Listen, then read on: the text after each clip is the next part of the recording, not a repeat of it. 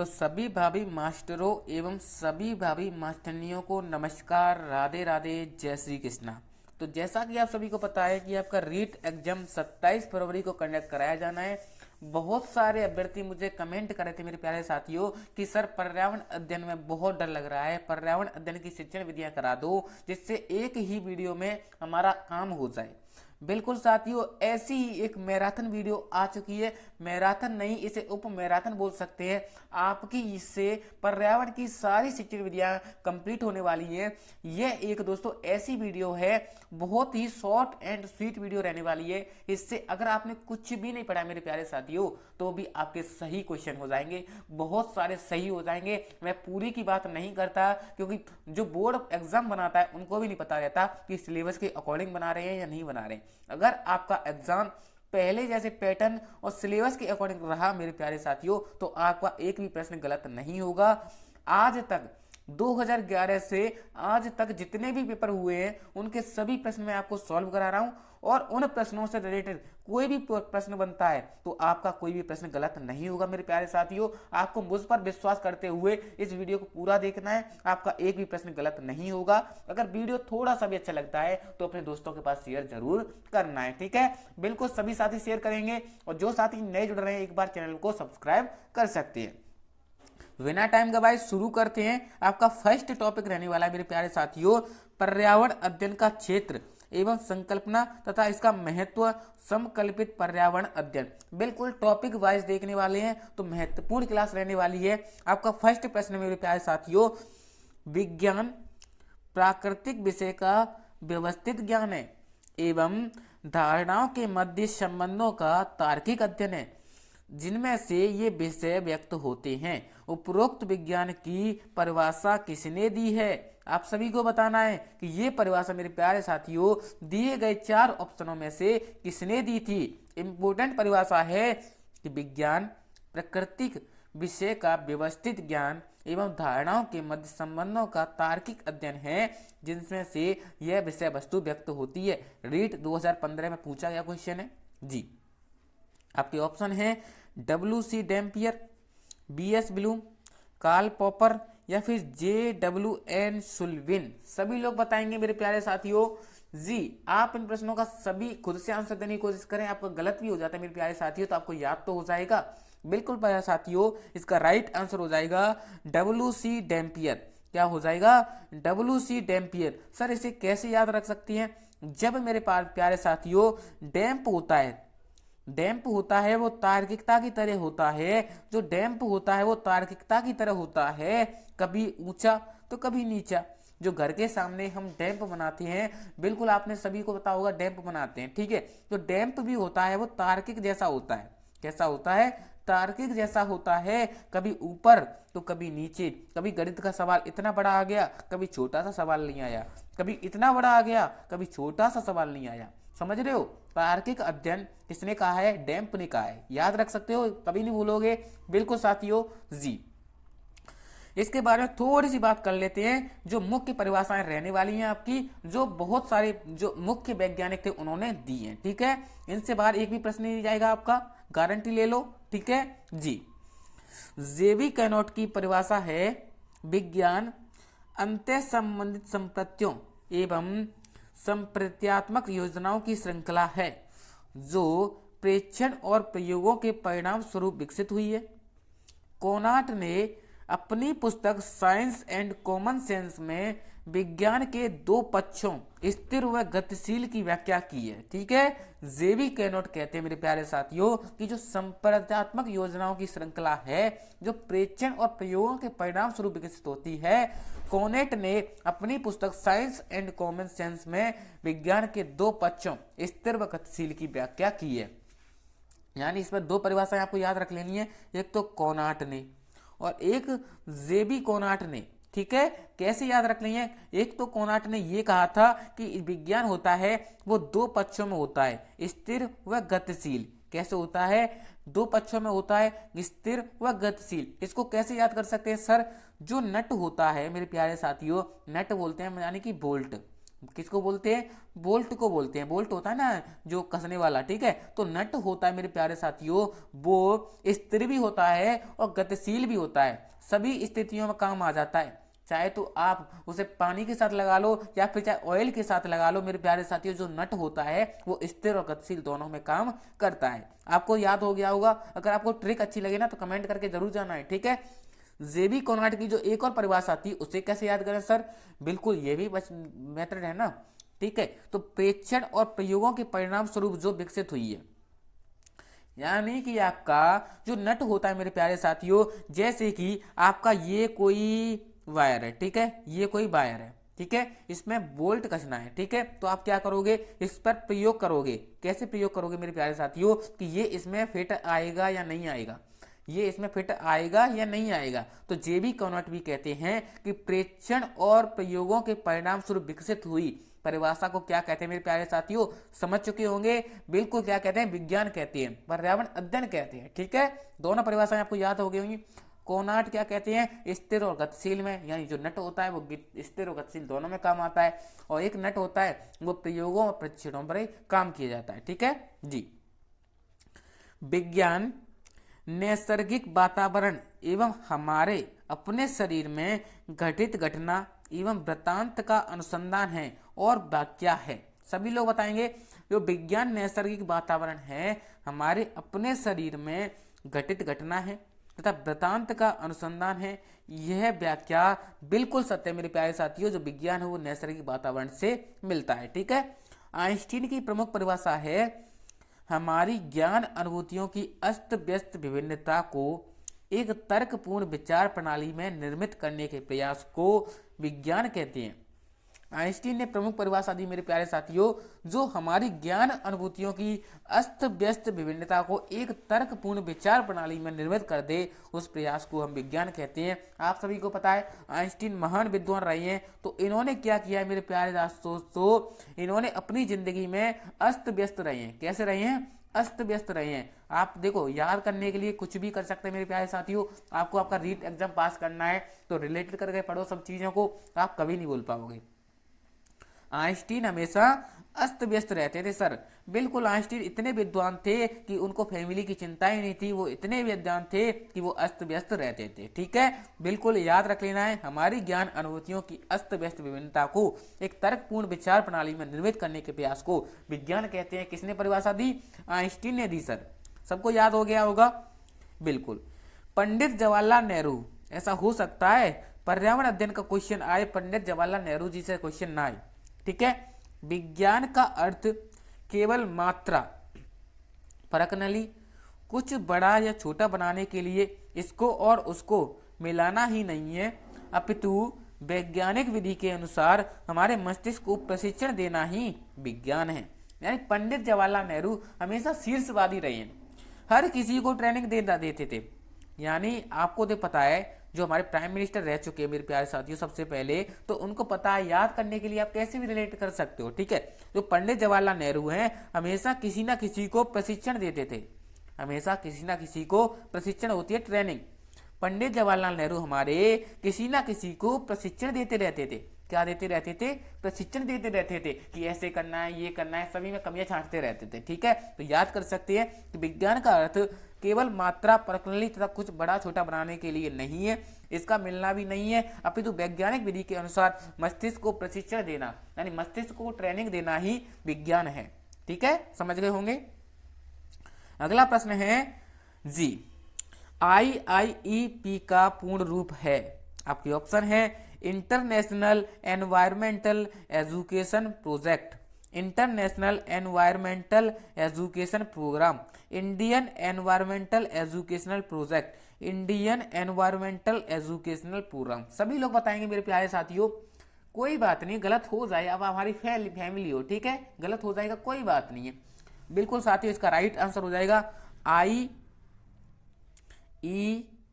और P, इसकी full form हो जाएगी मेरे प्यारे साथियों international environmental education programme, international environmental education programme, ठीक है। प्रोजेक्ट नहीं होता, प्रोग्राम होता है। प्रोजेक्ट नहीं होता, प्रोग्राम होता है, लेकिन इसमें मेरे प्यारे साथियों इंडियन नहीं होता है, ठीक है। सभी को ध्यान रखना है, सब एक जैसे लगते हैं एग्जाम टाइम पे, तो सर इसे कैसे याद रख सकते हैं? सभी चीजें, सब लोग चाहते हैं कि इंटरनेशनल हो, सभी लोग चाहते हैं कि मैं इंटरनेशनल फेमस हो जाऊं, ठीक है। लेकिन उसके लिए एनवायरमेंटल तो जरूरी है, उसके लिए एनवायरमेंट भी जरूरी है, एनवायरमेंट के साथ साथ एजुकेशन भी जरूरी है।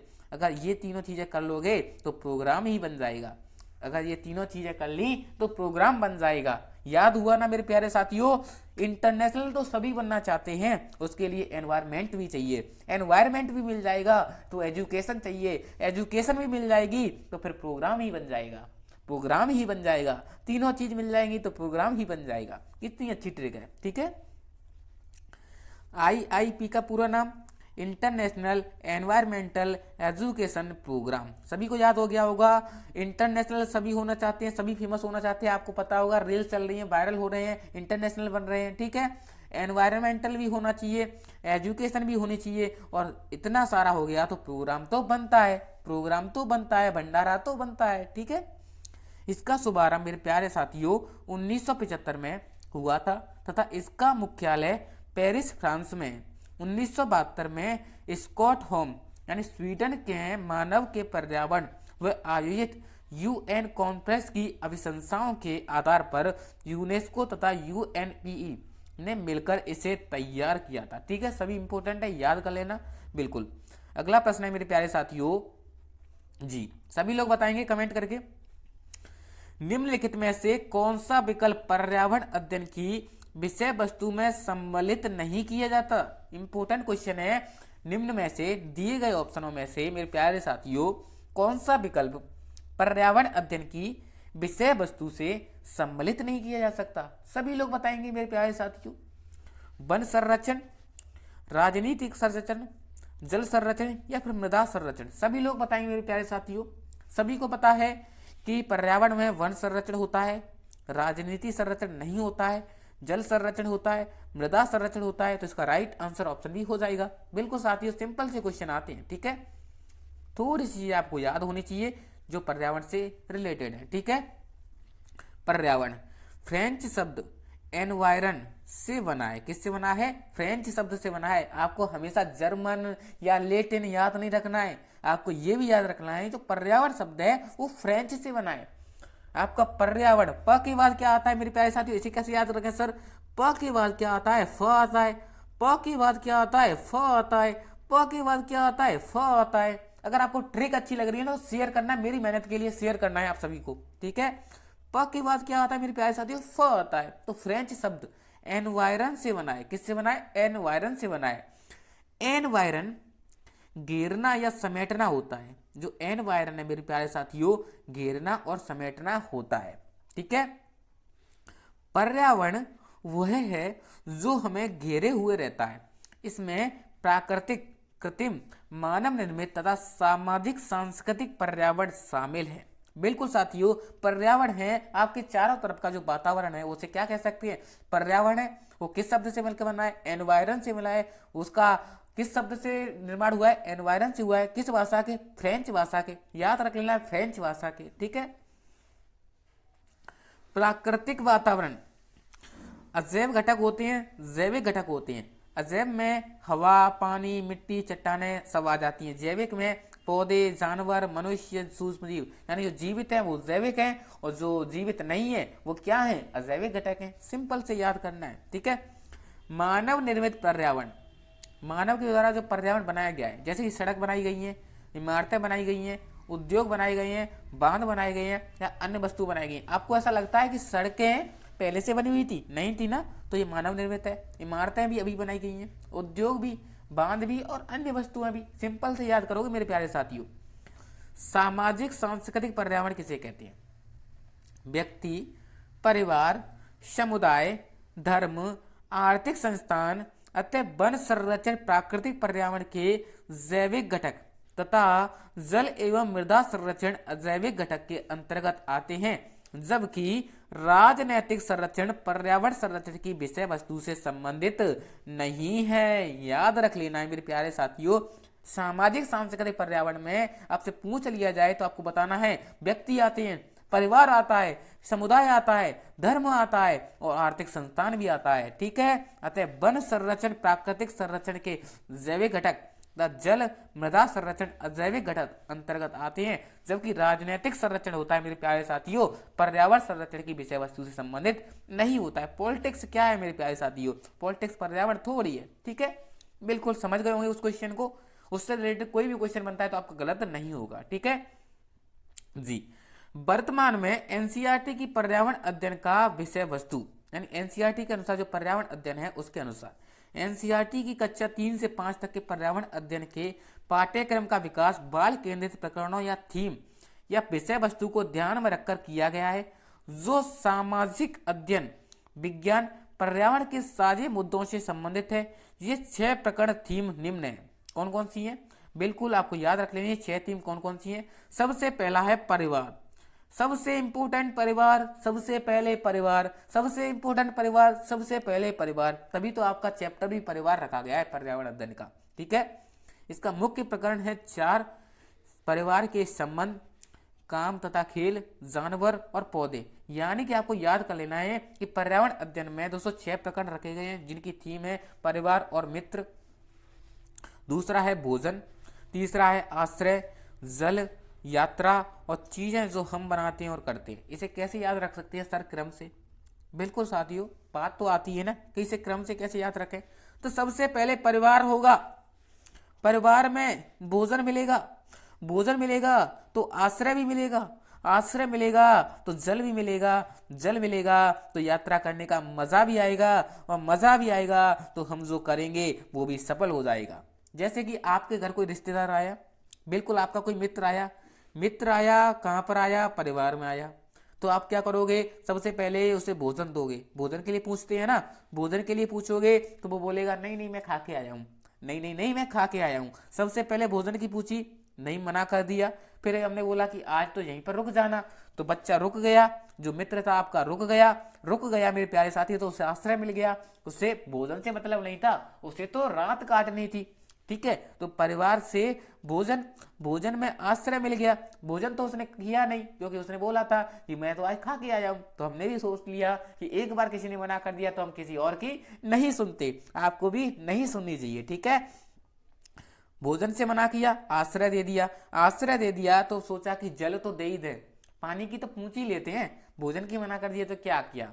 जल की तो पूंछ ही लेते हैं। फिर आश्रय के बाद जल दिया तो जल तो ले लिया, जल को पीकर बोले यात्रा मेरी मंगलमय हो गई, यात्रा मेरी मंगलमय हो गई, मुझे रहने के लिए आश्रय मिल गया और पानी मिल गया, रहने के लिए आश्रय मिल गया और पानी मिल गया, मेरी यात्रा मंगलमय हो गई।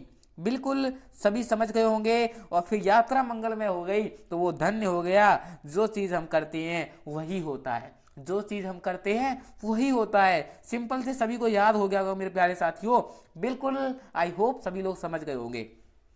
इसी मेहनत के लिए थोड़ी सी मेरे लिए, थोड़ा सा मेरे लिए एक प्यारा सा कमेंट जरूर करके जाना है और सभी दोस्तों को शेयर करना है। जिसने शेयर नहीं किया मुझे पता चलता है और मैं देख लूंगा। ठीक है, मेरा जो बहुत टाइम में नोट सब्सक्राइब से आ रहा है, सब्सक्राइब करना है सभी को। आपके लिए मेंस एग्जाम तक आपके लिए ऐसी ही तैयारी कराने वाला हूं, तो सभी लोग सब्सक्राइब कर लेना और टेलीग्राम चैनल ज्वाइन कर लेना, पुनीत सर राजस्थान वाले। ठीक है, एक नई क्रांति आएगी शिक्षा में, आपको ऐसे पढ़ाया जाएगा कि बिल्कुल चुटकियों में याद हो जाएगा।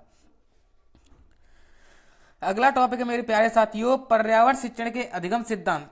बिल्कुल साथियों, अगला टॉपिक आ गया है अपना पर्यावरण का जो अध्ययन का क्षेत्र और संकल्पना थी वो समाप्त हो चुकी है। अगला टॉपिक आपका पर्यावरण शिक्षण के अधिगम के सिद्धांत। सभी लोग मेरे प्यारे साथियों तैयार हो जाओ।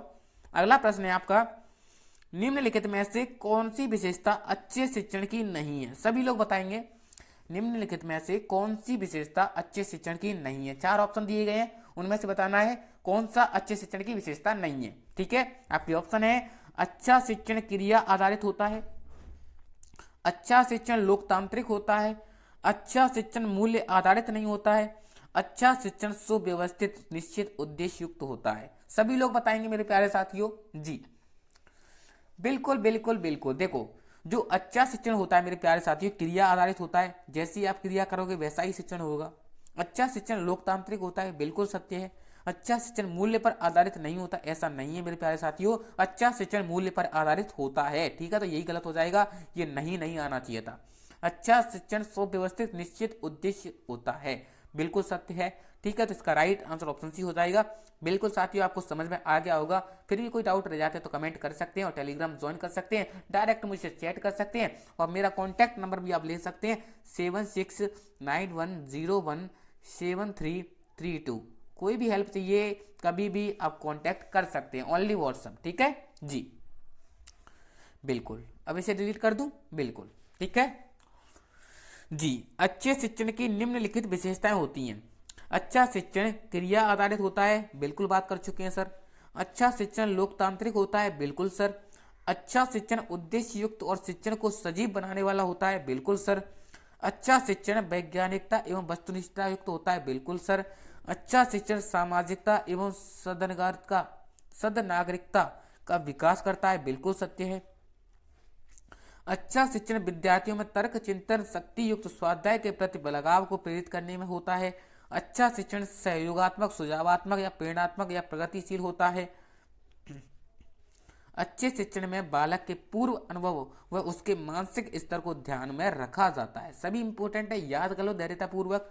अच्छे शिक्षण में बालक की कमियों का पता लगाकर उनको दूर करने का प्रयास किया जाता है, सभी इंपोर्टेंट है, याद कर लेना, एक भी प्रश्न गलत नहीं होना चाहिए। अच्छे शिक्षण की निम्न विशेषता होती हैं। अच्छे शिक्षण क्रिया पर आधारित होता है, अच्छा शिक्षण लोकतांत्रिक होता है, अच्छा शिक्षण उद्देश्य युक्त और शिक्षण को सजीव बनाने वाला होता है, और वो अच्छा शिक्षण होता है वैज्ञानिकता एवं वस्तुनिष्ठता युक्त होता है। अच्छा शिक्षण सामाजिकता एवं सदनागरिकता के गुणों का विकास करता है। अच्छा शिक्षण विद्यार्थियों में तर्क चिंतन शक्ति या स्वाध्याय व कार्य के प्रति लगाव को प्रेरित करता है। अच्छा शिक्षण सहयोगात्मक सुझावात्मक और प्रेरणादायक एवं प्रगतिशील होता है। अच्छे शिक्षण में बालक के पूर्व अनुभव एवं उसके मानसिक स्तर को ध्यान में रखा जाता है। अच्छे शिक्षण में बालक की कमियों को पता लगाकर उनको दूर करने का प्रयास किया जाता है। सिंपल से आपको याद रखना मेरे प्यारे साथी, इंपोर्टेंट रहने वाला है। तो आगे बढ़ते हैं प्यारे साथियों जी। अगला प्रश्न है आपका मेरे प्यारे दोस्तों जी, पर्यावरण अध्ययन के अधिगम का सिद्धांत कौन सा है? आपको प्यारे साथियों दिए गए ऑप्शनों में से बताना है कि पर्यावरण अध्ययन के अधिगम का सिद्धांत कौन सा है। ठीक है, आपके ऑप्शन है आवश्यकता का सिद्धांत, उपयोगिता का सिद्धांत, जीवन से संबंधित होने का सिद्धांत, या फिर ये सभी।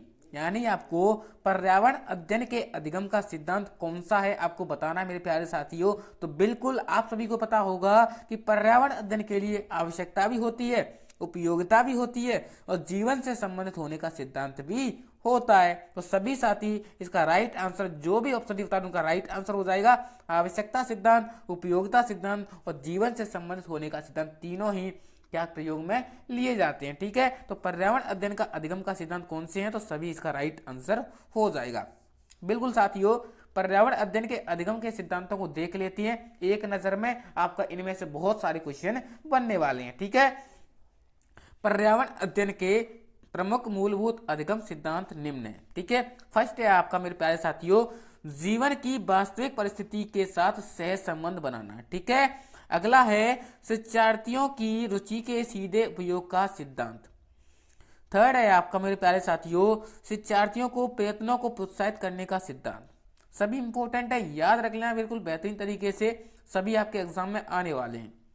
अगला है क्रियात्मक कार्य का बल का सिद्धांत, उपयोगी विषय वस्तु के चयन का सिद्धांत, शिक्षण के नियोजन का सिद्धांत, अन्य पठनीय विषयों के साथ सह संबंध का सिद्धांत, निश्चित उद्देश्य का सिद्धांत, आवृत्ति का सिद्धांत, सहभागिता आनंद अनुभूति का सिद्धांत, आवश्यकता का सिद्धांत, समसामयिक घटनाओं के उपयोग का सिद्धांत, समुदाय के साधनों के प्रयोग का सिद्धांत। सर इनसे क्वेश्चन कैसे बनेगा, तो क्वेश्चन हम बात कर चुके हैं और एक और क्वेश्चन ऐसे ही बन सकता है कि इनमें से कौन सा पर्यावरण अधिगम के सिद्धांत से संबंधित नहीं है। बिल्कुल तीन इनमें से दे देगा, एक गणित से उठा लेगा या फिर आपकी सामाजिक से उठा लेगा या फिर हिंदी से उठा लेगा और पूछ लेगा, तो वही उसका राइट आंसर हो जाएगा। ऐसे आपसे कोई भी क्वेश्चन पूछा जा सकता है, तो सभी को याद रख लेना है, एक नजर में याद कर सकते हैं कौन कौन से हैं आपके अधिगम के सिद्धांत। तो आपको याद रख लेना है जीवन की वास्तविक परिस्थिति का सिद्धांत, कौन सा, जीवन की वास्तविक परिस्थिति का सिद्धांत, शिक्षण की रुचियों के सीधे उपयोग का सिद्धांत जिसे रुचि का सिद्धांत कहते हैं, प्रेरणा का सिद्धांत, क्रिया का सिद्धांत, उपयोगिता का सिद्धांत, शिक्षण के नियोजन का सिद्धांत, अन्य पठनीय विषयों के साथ सहज संबंध का सिद्धांत, निश्चित उद्देश्यों का सिद्धांत, आवृत्ति का सिद्धांत, सहभागिता एवं आनंद अनुभूति का सिद्धांत, आवश्यकता का सिद्धांत, समसामयिक घटनाओं का सिद्धांत, समुदाय के साधनों के प्रयोगों का सिद्धांत। सभी इंपॉर्टेंट है, याद कर लेना, बेहतरीन तरीके से इनसे क्वेश्चन बनते हैं। ठीक है, आई होप सभी को याद हो गए होंगे। अगला है मेरे प्यारे साथियों, निम्नलिखित में से कौन सा नियम अधिगम के प्रयास व त्रुटि से संबंधित नहीं है? सभी लोग बताएंगे। पुनर्वलन का सिद्धांत, तत्परता का नियम, अभ्यास का नियम या फिर प्रभाव का नियम।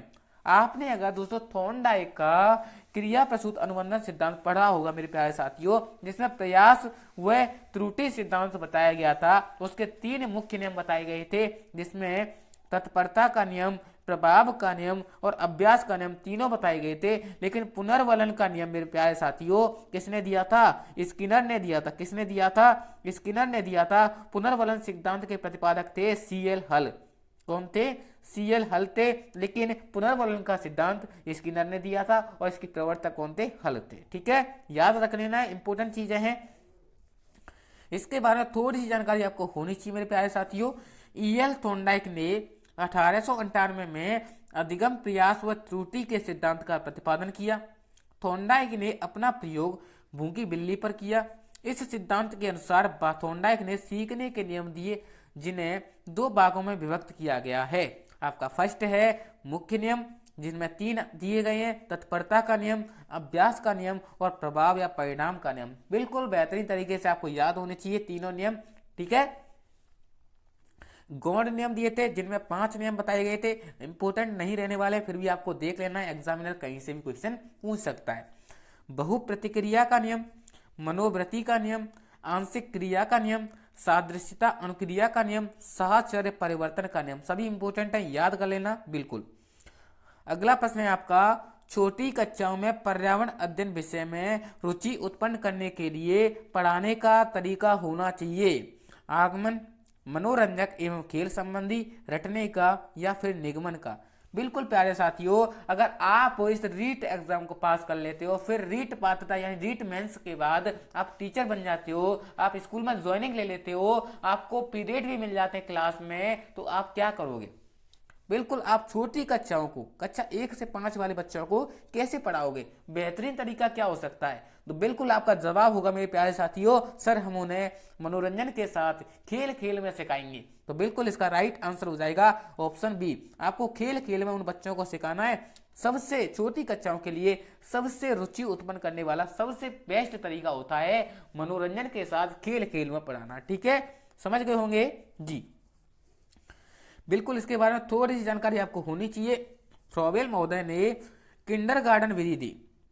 प्राथमिक स्तर पर पर्यावरण शिक्षण की एक उत्तम विधि है, जिसमें पर्यावरण की कक्षा को खेलों के माध्यम से आनंददायक, मनोरंजनक, रुचिकर बनाया जाता है। फ्रॉवेल ने स्कूल को बाग, शिक्षक को माली तथा बालक को पौधे की संज्ञा देते हुए कहा है कि विद्यालय एक बाग है, जिसमें बालक रूपी पौधा है, शिक्षक रूपी माली है। यानी कि आपको याद रख लेना है, किंडरगार्टन विधि में फ्रॉवेल ने बताया था मेरे प्यारे साथियों कि पर्यावरण शिक्षण की एक उत्तम विधि है, जिसमें पर्यावरण की कक्षा को खेल के माध्यम से आनंददायक, मनोरंजक, रुचिकर बनाया जा सकता है। फ्रॉवेल ने स्कूल को बाग, शिक्षकों को माली तथा बालक को पौधे की संज्ञा देते हुए कहा है कि विद्यालय तो एक बाग है, विद्यालय तो एक बाग है, और जिसमें जो बालक हैं वो पौधे हैं, बालक रूपी पौधे हैं, और शिक्षक रूपी माली है। देखकर स्वाभाविक रूप से विकसित होता रहता है। ठीक है, मॉन्टेसरी विधि भी खेल विधि से संबंधित है। बिल्कुल, यह विधि मारिया मॉन्टेसरी द्वारा प्रस्तुत की गई थी, जो मनोवैज्ञानिक विचारों पर आधारित होती है।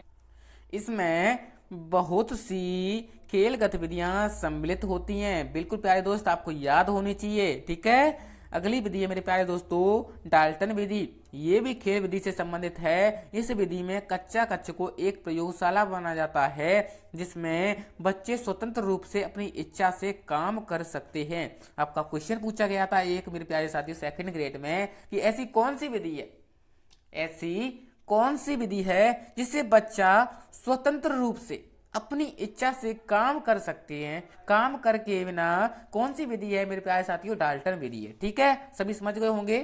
अगला है हेनरी कोल्डवेल कुक, जिन्होंने खेल विधि दी। कौन सी विधि दी? खेल विधि दी। ठीक है, आधुनिक युग में कोल्डवेल कुक ने शिक्षण की एक नई पहल विधि प्रस्तुत की, जिसे खेल विधि कहा जाता है। कोल्डवेल कुक ने अपनी पुस्तक द प्ले वे, कौन सी पुस्तक? द प्ले वे में बताया था कि बालक पूर्ण हृदय से कार्य तब करता है जब वह खेल रहा होता है। आधुनिक युग में कोल्डवेल कुक ने दोस्तों शिक्षण की एक नई विधि प्रस्तुत की, जिसे हम खेल विधि कहते हैं। कोल्डवेल कुक ने अपनी पुस्तक, कौन सी पुस्तक? The play way. कौन सी पुस्तक? The play way. प्ले क्या होता है? खेलना होता है। वे मीन्स रास्ता। तो द प्ले वे एक महत्वपूर्ण विधि है, ये महत्वपूर्ण पुस्तक रहने वाली है, जिसमें हेनरी कोल्डवेल कुक ने खेल विधि को समझाया है। ठीक है जी। इसके गुणों की बात करें मेरे प्यारे साथियों, तो बिल्कुल बच्चों में पर्यावरणीय सोच का विकास किया जा सकता है, उनके अधिगम अनुभव को स्थायी व प्रभावी बनाया जा सकता है। बच्चा इसमें विभिन्न क्रियाकलापों में भाग लेकर सक्रिय रूप से ज्ञान का अर्जन करता है।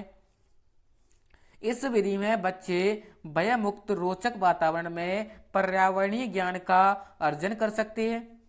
ये आनंददायक, मनोरंजक, रुचिकर एवं संतोषप्रद होती है। बच्चों के पूर्व ज्ञान का विस्तार किया जा सकता है। यह वंचित अभिवृत्ति व कौशल के विकास में सहायक होती है। सभी चीजें आपको याद रहनी चाहिए मेरे प्यारे साथियों। अगर आपसे खेल विधि के गुण पूछ लिए जाएं तो आपको बताना है मेरे प्यारे साथियों, यह बच्चों में पर्यावरणीय सोच का विकास किया जा सकता है, उनके अधिगम अनुभव को स्थायी यानी परमानेंट या प्रभावी बनाया जा सकता है। बच्चा इसमें विभिन्न क्रियाकलापों में भाग लेकर सक्रिय रह सकता है, और इस विधि में बच्चे भय मुक्त रोचक वातावरण में पर्यावरणीय ज्ञान का अर्जन कर सकते हैं। बिल्कुल ही यह आनंददायक, मनोरंजक, रुचिकर एवं संतोषप्रद होती है। बिल्कुल जी। बच्चों के पूर्व ज्ञान का विस्तार किया जा सकता है। बिल्कुल जी। यह वंचित अभिवृत्तियों व कौशलों के विकास में सहायक होती है। बिल्कुल जी, समझ गए होंगे आप सभी लोग जी। अगला प्रश्न है मेरे प्यारे साथियों जी, बाल केंद्रित शिक्षा में कौन सा तत्व नहीं होता? दिए गए ऑप्शनों में से मेरे प्यारे साथियों आपको बताना है कि बाल केंद्रित शिक्षा, बच्चे केंद्रित शिक्षा, बच्चे केंद्रित शिक्षा में कौन सा तत्व नहीं होता? आपके ऑप्शन है खेल, प्रेरणा, संतोष।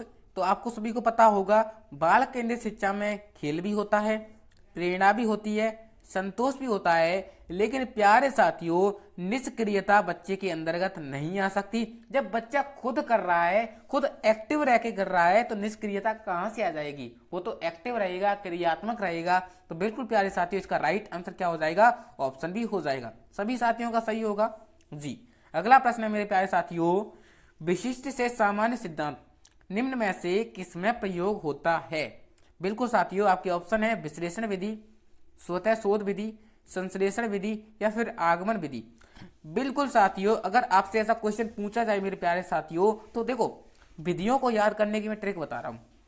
आगमन और निगमन में से मेरे प्यारे साथियों आपको एक याद कर लेना है, आगमन निगमन में से एक याद करनी है, और संश्लेषण विश्लेषण में से भी एक याद करनी है। जब आपको दूसरी विधि की जरूरत पड़े तो उसी को उल्टा कर देना है। उल्टा तो कर ही दोगे ना आप। जैसे कि आपने आगमन याद कर ली तो निगमन विधि की जरूरत नहीं पड़ेगी, निगमन विधि की जरूरत पड़ेगी तो उसे उल्टा कर दो, वो निगमन विधि बन जाएगी। संश्लेषण की विधि, और वैसे आपस में देखे जाए ना तो जैसे विश्लेषण संश्लेषण होती है वो एक दूसरे की पूरक और विपरीत होती है, एक दूसरे की पूरक और विपरीत होती हैं। उसी प्रकार आगमन और निगमन भी एक दूसरे की पूरक और एक दूसरे की विपरीत होती हैं। ठीक है, आपसे क्वेश्चन पूछा गया था विशिष्ट से सामान्य, तो विशिष्ट से सामान्य आगमन विधि में होता है। किसमें होता है? आगमन विधि में होता है। निगमन विधि में सामान्य से विशिष्ट होता है। ठीक है, सभी लोग समझ गए होंगे। आगमन विधि को बेहतरीन तरीके से पढ़ लेते हैं एक बार जी। आगमन विधि में अनुभवों, प्रयोगों तथा उदाहरणों का विस्तृत अध्ययन करके नियम बनाए जाते हैं। इस विधि द्वारा शिक्षण कराते समय बालकों के समक्ष कुछ विशेष परिस्थितियां एवं उदाहरणों को प्रस्तुत किया जाता है।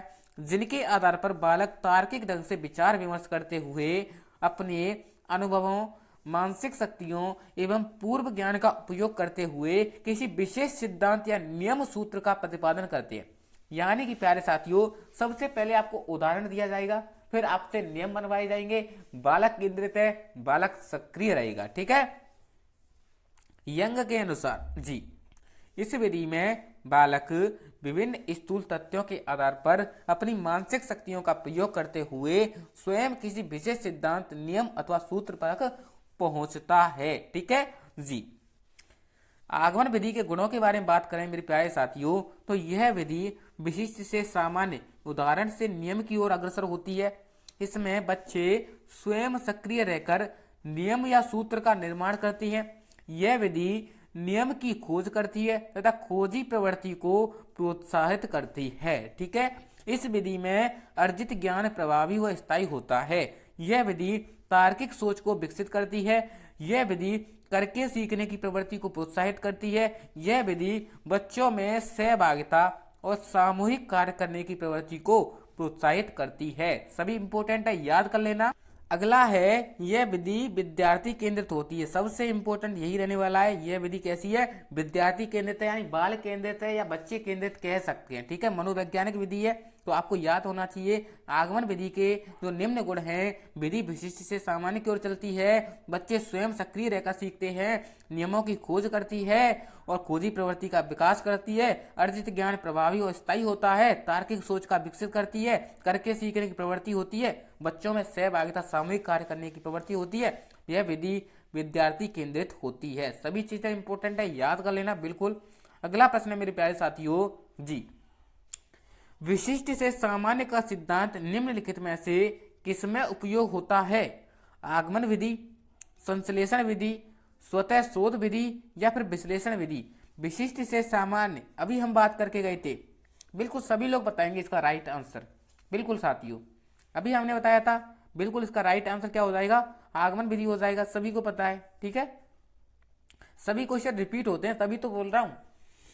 प्रयोजना विधि में कितने मुख्य सोपान प्रयुक्त होते हैं? Important question, very very important, सभी लोग बताएंगे जी।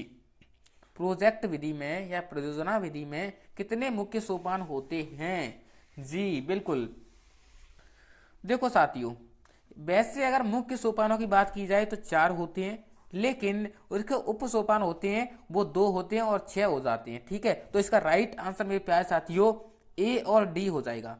ए और डी हो जाएगा। अगर इनमें से कोई एक दिया होता तो एक कर सकते थे, लेकिन इसमें मुख्य सोपान की बात की गई तो ज्यादा 4 होगा, लेकिन इसमें बोर्ड ने बोनस दिया था। ए और बी दोनों को सही माना था, ए और बी को दोनों को सही माना था, बोनस दिया गया था। ठीक है। इसके बारे में थोड़ी सी बात कर लेते हैं। प्रोजेक्ट विधि के बारे में इंपोर्टेंट है, क्वेश्चन बनेगा यहां से। प्रोजेक्ट विधि, इसके जन्मदाता हैं किलपैट्रिक। इस विधि में बालक स्वयं अपनी रुचि से विषय वस्तु एवं क्रिया में सामंजस्य स्थापित करते हुए अपनी अध्ययन गति से अधिगम करता है।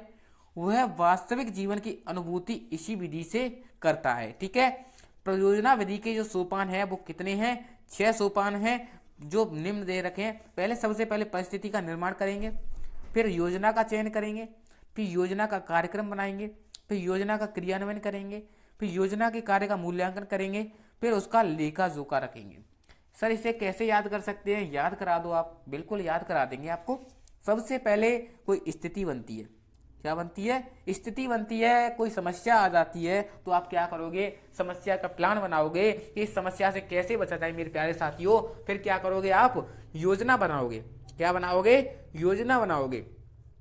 फिर योजना का कार्यक्रम डिसाइड करोगे कि ये कार्यक्रम हमें कब से शुरू करना है। फिर क्या करोगे? कार्यक्रम डिसाइड करोगे। फिर योजना का क्रियान्वयन करोगे कि जो हमने प्लान बनाया है वो सही है या नहीं है। फिर क्रियान्वयन करेंगे। आपका प्लान भी सही है तो योजना के कार्य का मूल्यांकन करेंगे, सही काम चल रहा है या नहीं चल रहा है। फिर लेखा जोखा करेंगे कि सत्य कुछ इससे फर्क पड़ा है या नहीं पड़ा है। ठीक है। याद हो गए होंगे आपको। बिल्कुल। विलियम किलपैट्रिक ने प्रयोजना विधि के 4 सोपान बताए थे। वैसे तो 6 हैं लेकिन 4 बताए थे। कौन कौन से थे? उद्देश्य, योजना, क्रियान्वयन और मूल्यांकन। फर्स्ट कौन सा है? उद्देश्य। सेकंड है योजना, थर्ड है आपका क्रियान्वयन, फोर्थ है आपका मूल्यांकन। यानी कि विलियम कैलपेट्रिक ने जो प्रमुख नियम बताए थे, 4 सोपान बताए थे, सबसे पहले उद्देश्य होना चाहिए, फिर योजना होनी चाहिए, फिर उसका क्रियान्वयन, फिर मूल्यांकन। ठीक है, सिंपल से आपको याद होनी चाहिए, 6 भी होते हैं 4 भी होते हैं जी। प्रयोजना विधि के जो गुण हैं वो निम्न हैं। यह मनोवैज्ञानिक विधि है, यह विधि द्वारा अधिगम का स्थायीकरण होता है, वैज्ञानिक दृष्टिकोण के विकास हेतु उपयुक्त विधि है, विद्यार्थियों के विकास कार्य करने में आत्मविश्वास में वृद्धि होती है, सामाजिकता की भावना का विकास होता है, पर्यावरण संबंधी ज्ञान में वृद्धि होती है। यह एक बाल केंद्रित विधि है। कैसी है? बाल केंद्रित विधि है। सभी लोग याद रखेंगे, प्रयोजना विधि कैसी है? बाल केंद्रित विधि है। ठीक है, सभी गुणों को याद रख लेना है। क्या क्या है? यह एक मनोवैज्ञानिक विधि है, इस विधि द्वारा अधिगम का स्थायीकरण होता है, वैज्ञानिक दृष्टिकोण के विकास हेतु उपयुक्त विधि है। ठीक है, विद्यार्थियों में कार्य करने के आत्मविश्वास में वृद्धि होती है, सामाजिकता की भावना का विकास होता है, पर्यावरण संबंधी ज्ञान में वृद्धि होती है। यह एक बाल केंद्रित विधि है। ठीक है, सभी लोग याद रख लेना जी। प्रयोजना विधि के दोषों की बात कर रहे हैं मेरे प्यारे दोस्त। जिसमें गुण होते हैं उसमें दोष भी होते हैं। यह अधिक खर्चीली विधि है, प्रोजेक्ट लाने के लिए बहुत खर्चीला होता है। ठीक है, इस विधि में समय अधिक लगता है, समय लग जाता है, कभी कभी 1-2 साल लग जाती है किसी न किसी प्रोजेक्ट में। ठीक है, तो समय अधिक लगता है, अधिक संसाधनों की आवश्यकता होती है, अधिक संसाधन जरूर पड़ेंगे। इस विधि द्वारा गहन अध्ययन संभव नहीं हो सकता, एक ही प्रोजेक्ट में रह जाएंगे, सभी को गहन विस्तार रूप से नहीं कर पाएंगे। व्यवहारिक ना होने के कारण यह विधि अधिक प्रचलन में नहीं है। ठीक है जी। अगला टॉपिक आपका शुरू हो चुका है मेरे प्यारे साथियों, विज्ञान एवं सामाजिक विज्ञान के साथ अंतर संबंध एवं क्षेत्र। क्या मेरे प्यारे साथियों? विज्ञान एवं सामाजिक विज्ञान के साथ अंतर संबंध एवं क्षेत्र। बिल्कुल बिल्कुल आपका नया टॉपिक बेहतरीन तरीके से आपको याद कराएंगे जी।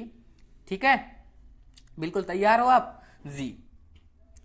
निम्नलिखित में से कौन सा प्राथमिक स्तर पर विज्ञान शिक्षण का वंचित उद्देश्य है? जी, आपके ऑप्शन है विज्ञान के तथ्यों और सिद्धांतों एवं उसके अनुप्रयोगों को जानना, प्राकृतिक जिज्ञासा, सौंदर्यपरकता की अनुभूति तथा विज्ञान एवं प्रौद्योगिकी में सृजनात्मकता का पोषण, ईमानदारी, सत्यनिष्ठा, सहयोग के मूल्यों का आत्मसात करना, या फिर उपयुक्त सभी। सभी लोग बताएंगे जी।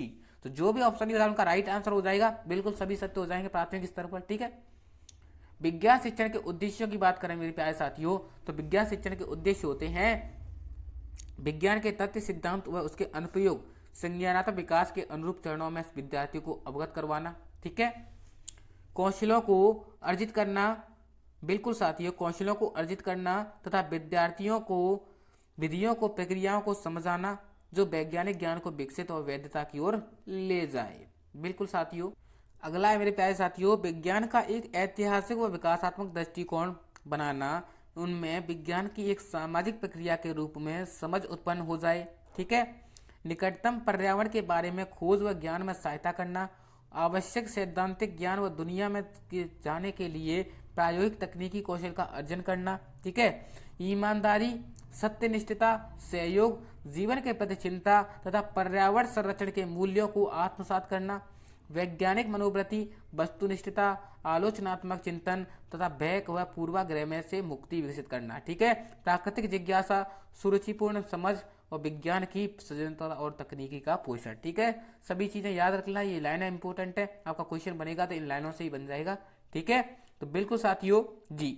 अगला टॉपिक है मेरे प्यारे साथियों जी, संकल्पना प्रस्तुतिकरण के उपागम, क्रियाकलाप व प्रायोगिक कार्य। ठीक है, सभी एक एक लाइन के टॉपिक है, आप इनको याद करोगे बेहतरीन तरीके से तो आपका एक भी क्वेश्चन बाहर नहीं जाएगा। ठीक है जी साथियों। तो आपका प्रश्न है मेरे प्यारे दोस्तों, परीक्षण की वास्तविक रचना से पूर्व उसकी प्रारंभिक जांच कर लेनी चाहिए। इस प्रारंभिक जांच को क्या कहते हैं? दोस्तों, आपने कोई टेस्ट बनाया, ठीक है, तो उस टेस्ट को देने से पहले या लेने से पहले उसकी एक प्रारंभिक जांच कर लेनी चाहिए। तो उस टेस्ट को क्या कहते हैं? उस प्रारंभिक जांच को क्या कहते हैं? परीक्षण की योजना बनाना, परीक्षण की तैयारी, पायलट स्टडी या फिर अंतिम प्रारूप। बिल्कुल साथियों, देखो, परीक्षण की योजना बनाना ये तो हो ही नहीं सकता, क्योंकि आप सभी को पता है जब परीक्षण ही बन गया है तो उसकी जांच के लिए हम उसकी योजना थोड़ी बनाएंगे। बिल्कुल, परीक्षण की तैयारी परीक्षण बनाने से पहले करती है, तो ये भी नहीं होगा। पायलट स्टडी मेरे प्यारे दोस्तों परीक्षण के जांच के लिए की जाती है। किसके लिए की जाती है? परीक्षण की जांच के लिए क्या की जाती है? पायलट स्टडी की जाती है। तो इसका राइट आंसर ये हो जाएगा। बिल्कुल अंतिम प्रारूप नहीं हो सकता, अंतिम प्रारूप होता है टेस्ट को बेहतरीन तरीके से समापन करना। ठीक है, तो इसका राइट आंसर ऑप्शन सी हो जाएगा। बिल्कुल साथियों, आपको पता होना चाहिए कि पायलट परीक्षण होता है वो क्या होता है, देख लो एक बार जी।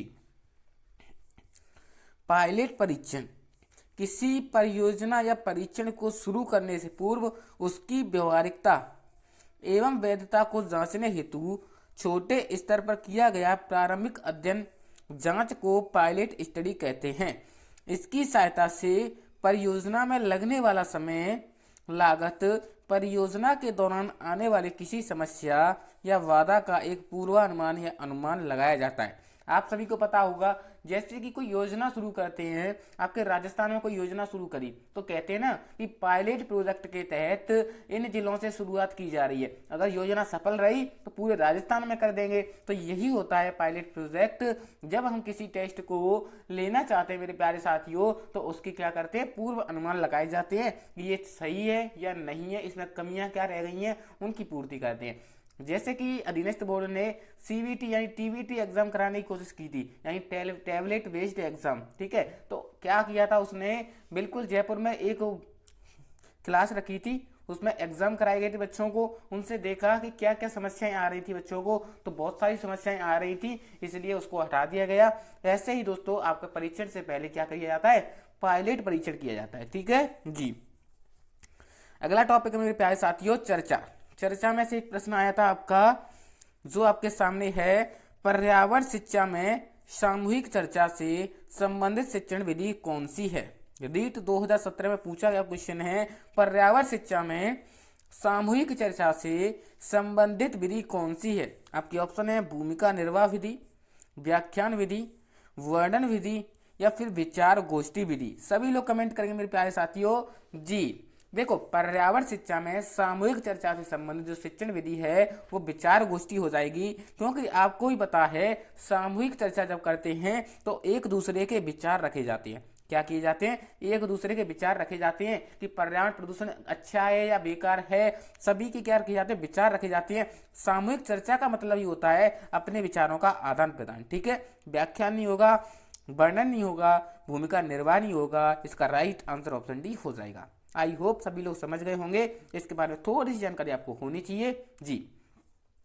पर्यावरण शिक्षा में सामूहिक चर्चा से संबंधित शिक्षण विधि विचार गोष्ठी है। इस शिक्षण विधि में शिक्षक व विद्यार्थी आमने सामने बैठकर मौखिक अंतःक्रिया द्वारा सूचनाओं का आदान प्रदान करते हैं, उनसे संबंधित किसी समस्या पर निर्णय लेते हैं। वही दूसरी ओर भूमिका निर्वाह, अभिनय विधि या व्याख्यान या भाषण विधि, वर्णन विधि केवल शिक्षक केंद्रित विधियां हैं। ठीक है, इसलिए काम नहीं आएंगी। और जो विचार विमर्श विधि है, विचार गोष्ठी विधि है, वो कैसी है? बालक केंद्रित है। ठीक है, इसलिए वही पर्यावरण के लिए सबसे अच्छी मानी जाएगी। अगला टॉपिक है मेरे प्यारे दोस्तों, समग्र एवं सतत मूल्यांकन। ये वही प्रश्न है दोस्तों, इन टॉपिक से एक एक प्रश्न पूछे गए थे। अब आ गया आपका वेरी वेरी इंपॉर्टेंट टॉपिक। इससे आपके, मुझे भी पता है और आपको भी पता है, आपके 150 नंबर का पेपर होगा, उसमें से लगभग 15 क्वेश्चन मूल्यांकन के पूछे जाएंगे। कितने? 15 प्रश्न मूल्यांकन के पूछे जाएंगे। तो धैर्यता पूर्वक पढ़ लेना। मैंने देखो सबसे बेटर तो हिंदी के शिक्षण विधियों में कराया है, विस्तार रूप से कराया है, 10 वीडियो में कराया हुआ है। अगर आपने वो नहीं देखे तो उनको देख लेना। सब चीजें सेम होती हैं, बस मैंने बोला था कि पर उस सब्जेक्ट की प्रकृति चेंज होती रहती है, मूल्यांकन वही रहता है, संसाधन वही रहते हैं, साधन वही रहते हैं, और सीसी सतत समग्र मूल्यांकन वही रहता है। तो क्या जरूरत है? बस किसी दूसरे सब्जेक्ट की क्या पढ़नी है आपको? प्रकृति पढ़नी है। ठीक है जी। सतत एवं व्यापक मूल्यांकन सीसीई का मुख्य उद्देश्य क्या है? सभी लोग बताएंगे, सभी लोग सोचेंगे, समझेंगे और आंसर देने की कोशिश करेंगे। सतत एवं व्यापक मूल्यांकन सीसीई का मुख्य उद्देश्य है। आपके ऑप्शन है विद्यालय में उपस्थिति के समय बालक के प्रत्येक पहलू का मूल्यांकन करना, विद्यालय में उपस्थिति के समय बालक की रुचि का मूल्यांकन करना, विद्यालय में उपस्थिति के समय बालक की ज्ञान का बोध का मूल्यांकन करना, विद्यालय में उपस्थिति के समय बालक के कौशलों का मूल्यांकन करना। सभी लोग बताएंगे सतत एवं व्यापक मूल्यांकन का मुख्य उद्देश्य क्या है। बिल्कुल साथियों, देखो जी बिल्कुल, आप सभी को पता है कि जो सतत व्यापक मूल्यांकन होता है, CCU होता है मेरे प्यारे साथियों, उसका मुख्य उद्देश्य होता है विद्यालय में उपस्थिति के समय बालक के प्रत्येक पहलू का मूल्यांकन होता है, किसी स्पेशलिस्ट में नहीं होता है मेरे प्यारे साथियों, सब पहलुओं का, प्रत्येक पहलू का मूल्यांकन होता है। तो यही राइट आंसर हो जाएगा। विद्यालय में उपस्थिति के समय बालक की रुचि का नहीं कर सकते, रुचि इसमें ही शामिल हो जाएगी। ठीक है, विद्यालय में उपस्थिति बालक के ज्ञान बोध भी इसी में शामिल हो जाएगा, और आपके कौशल भी इसी में आ जाएंगे, सभी पहलू आ जाएंगे। ठीक है, बच्चे के सभी जो पहलू होते हैं उनका अध्ययन या मूल्यांकन किया जाता है। ठीक है, इसका राइट आंसर ऑप्शन ए हो जाएगा। बिल्कुल, इसके बारे में थोड़ी सी जानकारी आपको होनी चाहिए। जो सतत एवं व्यापक मूल्यांकन है, CCE है, वर्ष 2009 के भारत के शिक्षा के अधिकार अधिनियम RT 2009 के तहत अनिवार्य मूल्यांकन प्रक्रिया है। कैसी है? अनिवार्य है। CCE छात्रों के विद्यालय आधारित मूल्यांकन की एक प्रणाली है जिसमें छात्रों के विकास के सभी पहलू शामिल हैं। ठीक है, यानी कि सतत एवं व्यापक मूल्यांकन वर्ष 2009 के भारत के शिक्षा अधिकार अधिनियम RT 2009 के तहत अनिवार्य कर दिया गया था। और CCE छात्रों के विद्यालय आधारित मूल्यांकन की एक प्रणाली है जो छात्रों के विकास के सभी पहलू शामिल होते हैं। ठीक है, याद रख लेना है। CCE के जो निम्न उद्देश्य है वो देख लेते हैं। विद्यार्थियों की विद्यालय में उपस्थिति के दौरान उसके हर पहलू का मूल्यांकन करना या फिर जांच करना। ठीक है, बच्चों के तनाव के स्तर को कम करना, मूल्यांकन को व्यापक एवं नियमित बनाना। ठीक है, रचनात्मक शिक्षण के लिए शिक्षक को स्थान प्रदान करना एवं बृहद कौशल वाले शिक्षक तैयार करना। ठीक है, सभी इंपॉर्टेंट है। निदानात्मक परीक्षण एवं उपचारात्मक शिक्षण हेतु आधार एवं साधन उपलब्ध कराना, सभी इंपॉर्टेंट है, याद कर लेना। पहला कौन सा था? विद्यार्थी की विद्यालय में उपस्थिति के दौरान हर पहलू का मूल्यांकन करना। ठीक है, बच्चों को तनाव के स्तर को कम करना, मूल्यांकन को व्यापक एवं नियमित बनाना, रचनात्मक शिक्षण के लिए शिक्षक को स्थान प्रदान करना एवं वृहद कौशल वाले शिक्षार्थी तैयार करना, निदानात्मक परीक्षण एवं उपचारात्मक शिक्षण हेतु आधार एवं साधन उपलब्ध कराना, सभी इंपॉर्टेंट है, याद कर लेना, कोई भी क्वेश्चन आ सकता है। जी, अगला प्रश्न है मेरे प्यारे साथियों, पर्यावरण अध्ययन शिक्षण के दौरान विद्यार्थियों की शैक्षिक उपलब्धियों को देखने के लिए निम्नलिखित में से किस आकलन सूचक का प्रयोग नहीं किया जा सकता? बताइए। पर्यावरण अध्ययन शिक्षण के दौरान विद्यार्थियों की शैक्षिक उपलब्धि को देखने के लिए निम्न में से किस आकलन सूचक का प्रयोग नहीं किया जा सकता? अवलोकन करना, चर्चा करना, प्रयोग करना, उपचारात्मक शिक्षण करना। सभी लोग सोचेंगे, समझेंगे, आपको पर्याप्त टाइम दिया जाएगा। देखो, पर्यावरण अध्ययन के लिए अवलोकन करना आम बात है। आप अवलोकन किसी चीज पर, किसी प्रोजेक्ट पर कर रहे हो तो बिल्कुल आम बात है।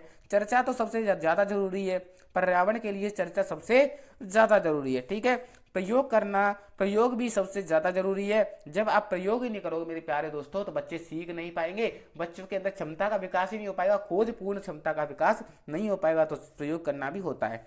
लेकिन प्यारे साथियों, अगर बच्चों के अंदर कोई कमी नहीं है तो जबरदस्ती आप उपचारात्मक शिक्षण करने को जाएंगे?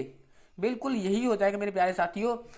पर्यावरण अध्ययन में उपचारात्मक शिक्षण इतना महत्वपूर्ण नहीं होता है मेरे प्यारे साथियों। बिल्कुल इसका राइट आंसर ऑप्शन डी हो जाएगा। ठीक है, क्या हो जाएगा? ऑप्शन डी हो जाएगा। जी, थोड़ी सी बातें आपको पता होनी चाहिए जो आपके एग्जाम के लिए इंपॉर्टेंट है। पर्यावरण अध्ययन में सीखने या आकलन के सूचक निम्नलिखित हैं। अवलोकन व रिपोर्ट करना, चर्चा या परिचर्चा करना, प्रयोग, अभिव्यक्ति, स्पष्टीकरण, वर्गीकरण, विश्लेषण, न्याय व समानता के प्रति सरोकार और सहयोग, सभी इंपॉर्टेंट है, आपको देख लेना है। पर्यावरण अध्ययन सीखने के जो प्रमुख उद्देश्य हैं, अवलोकन व रिपोर्ट करना, चर्चा या परिचर्चा करना, प्रयोग, अभिव्यक्ति, स्पष्टीकरण, वर्गीकरण, विश्लेषण, न्याय व समानता के प्रति सरोकार, सहयोग। ठीक है जी, अगला प्रश्न है, अच्छे प्रश्न पत्र की क्या विशेषता है? वैधता, विश्वसनीयता, व्यापकता या फिर ए और बी दोनों? सभी लोग कमेंट करेंगे मेरे प्यारे साथियों जी। बिल्कुल साथियों, अच्छे प्रश्न की वही विशेषता होती है जैसे कि वैधता, विश्वसनीयता दोनों सम्मिलित हों। तो बिल्कुल इसका राइट आंसर प्यारे साथियों ए और बी हो जाएंगे। क्या हो जाएंगे? ए और बी हो जाएंगे। बिल्कुल जो भी साथी ए और बी बता रहे हैं उनका राइट आंसर हो जाएगा। मेरे प्यारे साथियों, मैंने बहुत बार बता दिया है आपको, वही क्वेश्चन रिपीट होते हैं। अच्छे प्रश्न की विशेषता आपसे पूछी गई है, उसके अंदर वैधता होनी चाहिए। जब हम किसी कार्य को किसी वैध चीज के लिए कर रहे हैं, जैसे कि आपका आकलन कर रहे हैं मेरे प्यारे साथियों, तो वो वैध होना चाहिए, उसी के स्तर का होना चाहिए। ठीक है, वैधता होनी चाहिए, विश्वसनीयता होनी चाहिए। विश्वसनीयता क्या होती है सर? विश्वसनीयता वह होती है सर कि आपकी प्राप्तांकों में बारंबारता नहीं होनी चाहिए मेरे प्यारे साथियों। जैसे कि मैंने आपकी कोई कॉपी चेक की तो उतने ही बराबर नंबर आने चाहिए, जितना कोई और टीचर करेगा वो भी उतने ही नंबर आने चाहिए। ठीक है, यानी आपके अंदर ये क्षमता होनी चाहिए कि दूसरा शिक्षक कितना सोच सकता है, तो विश्वसनीयता भी होनी चाहिए। चाहे अमेरिका का टीचर चेक कर ले, चाहे इंडिया का टीचर चेक कर ले, उसके अंदर ज्ञान है तो विश्वसनीयता बनी रहेगी। और पेपर के अंदर अगर विश्वसनीयता है तो प्राप्तांकों में बारंबारता नहीं होगी। ठीक है, वस्तुनिष्ठता, ऑब्जेक्टिविटी होनी चाहिए, जैसे कि आपका एग्जाम ऑब्जेक्टिव टाइप होने वाला है ना, वैसे व्यवहारिकता होना चाहिए, थोड़ा बहुत व्यवहारिक ज्ञान भी होना चाहिए, स्पष्टता होनी चाहिए, क्लियरिटी होनी चाहिए हर क्वेश्चन की, विभेदीकरण होना चाहिए हर सब्जेक्ट में, यानी पूरे सिलेबस के अकॉर्डिंग बराबर भागों में बांट कर जितना उसका वेटेज है उसी के अकॉर्डिंग होना चाहिए। समग्रता या व्यापकता होनी चाहिए, पूरे सिलेबस के अकॉर्डिंग होना चाहिए। मानकीकरण होना चाहिए, एक मानक होना चाहिए, उस स्टैंडर्ड का होना चाहिए। जैसे कि 10th की परीक्षाएं 12th का स्टैंडर्ड दे रहे हो, जैसे सीटी ग्रेजुएशन का टेस्ट है, आप 12th तक के जो स्टैंडर्ड है वहां तक के दे रहे हो, तो यानी मानकीकरण होना चाहिए, स्टैंडर्ड होना चाहिए। ठीक है, उपयोगिता होनी चाहिए, जब उस एग्जाम को आप ले रहे हैं तो उसका उपयोग करना भी आना चाहिए। ठीक है, याद रख लेना है, अच्छे प्रश्न पत्र की ये प्रमुख विशेषताएं होती हैं, एक बार और देख लो। वैधता होनी चाहिए, विश्वसनीयता होनी चाहिए, वस्तुनिष्ठता होनी चाहिए, व्यवहारिकता होनी चाहिए, स्पष्टता होनी चाहिए, विभेदीकरण होना चाहिए, समग्रता या व्यापकता होनी चाहिए, मानकीकरण होना चाहिए और उपयोगिता होनी चाहिए। आई होप सभी लोग समझ गए होंगे। बिल्कुल साथियों, ये लाइन आपको याद होनी चाहिए, ये 9 लाइन आपको याद होनी चाहिए, किसी भी हालत में इनको भूलना नहीं है। आपके एग्जाम में इनमें से 3 से 5 क्वेश्चन आएंगे, इन्हीं लाइनों में से 3 से 5 क्वेश्चन आएंगे। ठीक है, तो भूलना नहीं मेरे प्यारे साथियों जी। अगला प्रश्न है मेरे प्यारे साथियों जी, बताएंगे सभी लोग बताएंगे। मूल्यांकन का मुख्य उद्देश्य अनुशासन बनाए रखना, केवल परीक्षा करवाना, केवल प्रश्न पत्र बनवाना, अधिगमकर्ता की उपलब्धि जानना एवं सुधार लाना। मूल्यांकन का जो प्रमुख उद्देश्य होता है मेरे प्यारे साथियों, वो क्या होता है आपको बताना है। बिल्कुल साथियों, सोच लो, समझ लो, थोड़ा सा समझ लो, कोई बात नहीं, हम आपके लिए टाइम दे देंगे। बिल्कुल साथियों, मूल्यांकन का जो प्रमुख उद्देश्य होता है, बिल्कुल अनुशासन बनाना होता है, केवल परीक्षा कराना होता है ऐसा नहीं है, सभी सामूहिक पक्ष शामिल होते हैं। केवल प्रश्न पत्र बनाना ऐसा नहीं है मेरे प्यारे साथियों। देखो, अनुशासन इसी में आ जाएगा, अधिगमकर्ता की उपलब्धि जानना एवं सुधार लाना। ठीक है, इसका राइट आंसर ऑप्शन डी हो जाएगा मेरे प्यारे साथियों। क्या हो जाएगा? ऑप्शन डी हो जाएगा। ठीक है जी। मूल्यांकन के उद्देश्य देख लो साथियों, थोड़ी सी तबीयत खराब है तो आप आवाज को कॉम्प्रोमाइज कर लेंगे। ठीक है जी। अधिगम की प्रक्रिया जांचने के लिए शिक्षण के पश्चात मूल्यांकन एक आवश्यक एवं महत्वपूर्ण चरण है। शिक्षण की प्रक्रिया के दौरान मूल्यांकन के निम्न उद्देश्य होते हैं। यह ज्ञात करता है कि शिक्षण उद्देश्यों के प्रति प्राप्ति किस सीमा तक हुई है, जिन उद्देश्यों की प्राप्ति नहीं हुई है उनके लिए उपचारात्मक अनुदेशन देना। ठीक है, अगला उद्देश्य है विद्यार्थियों की समस्याओं को समझना, वह उनकी प्रगति जांचना, वह उनके व्यवहार में वांछित परिवर्तन लाना। ठीक है, थर्ड है आपका विद्यार्थियों का स्तरीकरण या वर्गीकरण करना। फोर्थ है आपका शिक्षण में प्रयुक्त होने वाली शिक्षण विधियों की उपयोगिता को जांचना। फिफ्थ है आपका शिक्षण एवं शिक्षार्थी दोनों को पुनर्बलन तथा पृष्ठ पोषण फीडबैक देना। ठीक है, छठा है आपका विद्यार्थियों की व्यक्तिगत विभिन्नताओं तथा रुचि, समझदारी, वृत्ति, कुशलता एवं गुणों की पहचान करना। ठीक है, आई होप सभी लोग समझ चुके होंगे। याद होना चाहिए। अगला है पाठ्यक्रम में आवश्यकता अनुसार संशोधन करना। ठीक है, जो आपके मूल्यांकन के उद्देश्य मेरे प्यारे साथियों ये प्रमुख दे रखे हैं। फर्स्ट है आपका यह ज्ञात करना कि शिक्षण उद्देश्यों की प्राप्ति किस सीमा तक हुई है। सेकंड है आपका विद्यार्थियों की समस्याओं को समझना एवं उनकी प्रगति जांचना। ठीक है, थर्ड है आपका विद्यार्थियों का स्तरीकरण या वर्गीकरण करना। फोर्थ है आपका शिक्षण में स्तरीकरण एवं वर्गीकरण करना। अगला है आपका शिक्षण एवं शिक्षार्थियों दोनों का पुनर्वर्णन देना। अगला है विद्यार्थियों की व्यक्तिगत विभिन्नताओं तथा रुचि समझदारी को विकसित करना। पाठ्यक्रम में आवश्यकता अनुसार संशोधन करना। सभी याद होने चाहिए आपको, इंपॉर्टेंट है। ये नोट्स आपको टेलीग्राम पर मिलने वाले हैं, तो टेलीग्राम ज्वाइन कर सकते हैं मेरे साथियों। अगला टॉपिक आप आ चुका है मेरे प्यारे साथियों, शिक्षण सामग्री सहायक सामग्री शिक्षण की समस्याएं। मैं आपको बेहतरीन तरीके से करा चुका हूं, लेकिन फिर भी हर सब्जेक्ट में दिया हुआ है तो उसी के स्टैंडर्ड से देख लेते हैं। ठीक है, बिल्कुल। शिक्षण सामग्री सहायक सामग्री या शिक्षण की समस्याएं। ठीक है, दो टॉपिक एक साथ हैं, बिल्कुल धैर्यतापूर्वक सुनना है मेरी बातों को जी। निम्न में से कौन सी क्रिया विज्ञान शिक्षण में पाठ्य सहगामी है? आपके ऑप्शन है विज्ञान क्लब, श्रव्यदर्शी सामग्री, पाठ्य पुस्तक या फिर श्यामपट्ट। कौन सी क्रिया विज्ञान शिक्षण में पाठ्य सहगामी है? सभी लोग बताएंगे जी। देखो तो इसका राइट आंसर हो जाएगा विज्ञान क्लब। क्या हो जाएगा? विज्ञान क्लब हो जाएगा। आप सभी को पता है विज्ञान शिक्षण में पूछा है तो बिल्कुल विज्ञान क्लब हो जाता है। उसके अंदर सभ्य दृश्य सभी साधन पाए जाते हैं। ठीक है, थोड़ी सी बात कर लेते हैं मेरे प्यारे साथियों जी।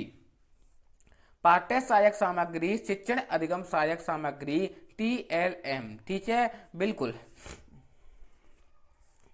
अध्यापन क्रिया के दौरान पाठ्य सामग्री को समझाते समय शिक्षक जिन सामग्री का प्रयोग करता है वह सहायक सामग्री कहलाती हैं। उनकी सहायता से अध्ययन को रोचक प्रभावी बनाया जाता है तथा इसकी सहायता से प्राप्त ज्ञान ज्यादा समय तक याद रहता है।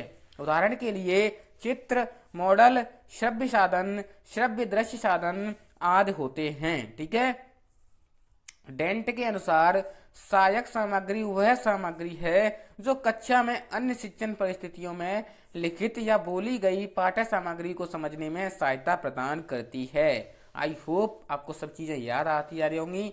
बिल्कुल। पाठ्य सहगामी क्रियाएं क्या होती हैं? किसी विषय में शैक्षिक अनुभव प्रदान करने के लिए पाठ्य सहगामी क्रिया का उपयोग किया जाता है। वे कक्षा तक ही सीमित रहती हैं, जबकि किसी विषय के शिक्षण के समय शैक्षिक अनुभव प्रदान करने में लिए गए जिन क्रियाओं का उपयोग कक्षा की सीमा के परे जाकर किया जा सकता है उन्हें पाठ्य सहगामी क्रिया कहा जाता है। ठीक है, बिल्कुल। विज्ञान विषय के संदर्भ में विज्ञान का अध्ययन तथ्यों के वास्तविक एवं व्यवहारिक परिस्थितियों में किया जा सकता है, जैसे ग्रह के तारे, वनस्पति, मौसम परिवर्तन, विद्युत उत्पादन आदि। इन क्रियाओं को विज्ञान शिक्षण की पाठ्य सहगामी क्रिया कहा जाता है। ठीक है, उदाहरण के रूप में विज्ञान क्लब, विज्ञान प्रोजेक्ट, विज्ञान पर्यटन, विज्ञान प्रदर्शनी, विज्ञान मेले या फिर संग्रहालय। विज्ञान क्लब क्या होता है सरकार? यह समान स्तर, समान रुचियों और समान उद्देश्यों के लिए काम करने वाले छात्रों को संगठन है जिसमें छात्र अनौपचारिक वातावरण में विज्ञान संबंधी क्रियाएं कर सकें तथा पाठ्यक्रम का व्यवहारिक ज्ञान प्राप्त कर सकें, जिसमें इनकी मनोवैज्ञानिक अभिवृत्ति का विकास हो। विज्ञान क्लब कहलाता है। ठीक है, निम्न में से कौन सा कथन सही है? आपके ऑप्शन है श्रव्य दृश्य सामग्री छात्रों के लिए उपयोगी है, बिल्कुल सही है। चार्ट एवं ग्राफ श्रव्य दृश्य सामग्री है। चार्ट एवं ग्राफ श्रव्य कहां से आ गया इसमें? तो ये गलत हो जाएगा, बिल्कुल गलत हो जाएगा जी।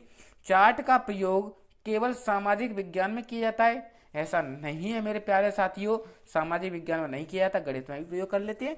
शिक्षण में कुशलता के लिए श्रव्य दृश्य सामग्री महत्वपूर्ण नहीं होती, ऐसा नहीं है मेरे प्यारे साथियों। शिक्षण में कुशलता लाने के लिए श्रव्य दृश्य सामग्री बहुत ज्यादा इंपॉर्टेंट होती है। जैसे मैं आपको पढ़ा रहा हूँ, आप मुझे सुन रहे हो अच्छे से और देख भी रहे हो, तो आपको अच्छे से याद आ रहा होगा ना, रुचि आ रही होगी पढ़ने में, तो श्रव्य दृश्य रुचिपूर्ण होते हैं। ठीक है, इसका राइट आंसर ऑप्शन हो जाएगा श्रव्य दृश्य सामग्री छात्रों के लिए उपयोगी होती है, ये सत्य है। ठीक है, अगला प्रश्न है, निम्नलिखित में से अप्रेक्षित शिक्षण सामग्री कौन सी होती है? एक प्रक्षेपित होती है, एक अप्रक्षेपित होती है। प्रक्षेपित सामग्री में सभी दृश्य आ जाती हैं और अप्रक्षेपित में दृश्य, श्रव्य और सभी आ जाती हैं। ठीक है, बिल्कुल आपसे पूछा गया है अप्रक्षेपित सामग्री, फिल्म स्ट्रिप, चार्ट, चित्र विस्तारक यंत्र या फिर स्लाइड। सभी लोग बताएंगे 21 का राइट आंसर। बिल्कुल साथियों, जो फिल्म स्ट्रिप होती है वो एक प्रक्षेपित होती है। कैसी होती है? प्रक्षेपित होती है। चित्र विस्तारक यंत्र भी प्रक्षेपित होती है और स्लाइड भी प्रक्षेपित होती है। लेकिन चार्ट होता है मेरे प्यारे साथियों, अप्रक्षेपित होता है। कैसा होता है? अप्रक्षेपित होता है। ठीक है, याद रख लेना है, बिल्कुल इंपॉर्टेंट क्वेश्चन है। इसका राइट आंसर ऑप्शन बी हो जाएगा। अगला प्रश्न है, कौन सी प्रक्षेपित सामग्री है? बुलेटिन बोर्ड, ओएचपी, प्रतिमान, फ्लैनेल बोर्ड। सभी लोग बताएंगे 22 का राइट आंसर। बिल्कुल साथियों, इसका राइट आंसर ओएचपी हो जाएगा, ओवरहेड प्रोजेक्टर हो जाएगा। जो कैसी है? प्रोजेक्टर से आप समझ सकते हैं कैसी है, प्रक्षेपित सामग्री है। ठीक है, इसका राइट आंसर ऑप्शन बी हो जाएगा। अगला प्रश्न है जी, श्रव्य दृश्य शिक्षण अधिगम सामग्री का उदाहरण है। श्रव्य दृश्य का पूछा है, रेडियो तो श्रव्य है, ये नहीं हो सकता। बुलेटिन बोर्ड दृश्य है, ये नहीं हो सकता। टेप रिकॉर्डर श्रव्य है, ये नहीं हो सकता। टेलीविजन, टेलीविजन हो जाएगा मेरे प्यारे साथियों, जो कैसा होता है, दृश्य भी होता है, श्रव्य भी हो जाता है। ठीक है, इसका राइट आंसर ऑप्शन भी हो जाएगा जी। इस सारणी को अगर आपने बेहतरीन तरीके से देख लिया मेरे प्यारे साथियों, अच्छे से समझ लिया, तो आप कभी नहीं भूल पाओगे मेरे प्यारे साथियों। इसको अच्छे से रंग बिरंगा कर देता हूँ आपके लिए। ठीक है, रंग बिरंगा कर देता हूँ आपके लिए जी। इतना तो कर ही सकता हूँ मैं आपके लिए, सही बोल रहे हो ना? इतना तो मैं कर ही सकता हूँ, बिल्कुल इतना तो मैं कर ही सकता हूँ आपके लिए। 1 मिनट, सबको रंग बिरंगा कर देता हूँ, अच्छा लगेगा आपके लिए। ये सब सारे नोट्स आपके लिए बनाए जा रहे हैं मेरे प्यारे साथियों।